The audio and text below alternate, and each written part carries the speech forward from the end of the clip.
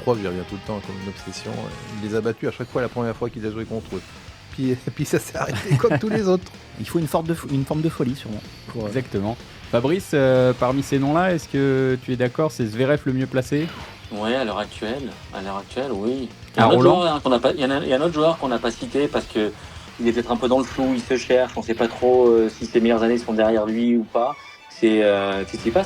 À Roland aussi, du coup, vous voyez plutôt la porte ouverte en grand à Roland Garros. Moi, c'est un joueur que j'adore, donc j'aimerais bien le voir aller au bout. Hein. N'oublions pas qu'il est 2-7-0 en finale de Roland Garros sur Djoko. Je crois qu'il s'est un peu perdu, non ? Est-ce que son heure est passée déjà ? L'effort à faire, enfin, on peut le résumer comme ça, c'est tellement dur d'y arriver, de lutter contre tout ça.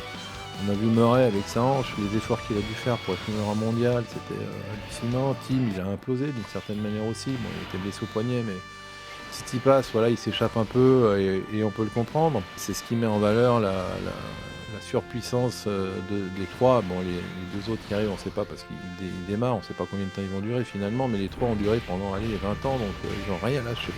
Rien. Après, dans les noms, on n'a pas parlé d'eux non plus, mais pourquoi pas justement un Flushing Meadows ? Parce que là, il y a une grosse densité américaine en ce moment dans les 15 premiers mondiaux.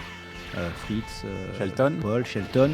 Rien ne dit que, voilà, avec l'ambiance folle du Arthur Ashe, il puisse pas se passer des choses pour eux aussi. Mais encore une fois, est-ce que eux seront en mesure de défoncer des portes quasiment fermées, ou est-ce qu'ils ont besoin que les portes s'entrouvent par d'autres phénomènes, qui soient des suspensions, des blessures, des défaites prématurées Voilà, on se souvient tous que malgré tout, même Roger Federer, finalement, a eu besoin qu'en 2009, une porte s'ouvre, pas par son propre fait, pour que tout d'un coup, il gagne Roland Garros. On sait pas ce qui se serait passé. Moi, je pense qu'il y aura des ouvertures, déjà pour une chose très simple et mathématique, c'est qu'à l'époque, il y en avait 3, 4. Il y en avait 4. Aujourd'hui, il y en a 2.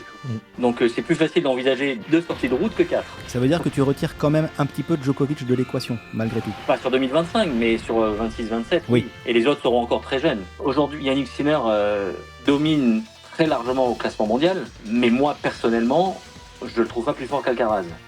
Il est plus régulier, il est moins fantasque, il est plus clinique, mais il n'est pas meilleur. C'est mon avis. C'est le mien aussi.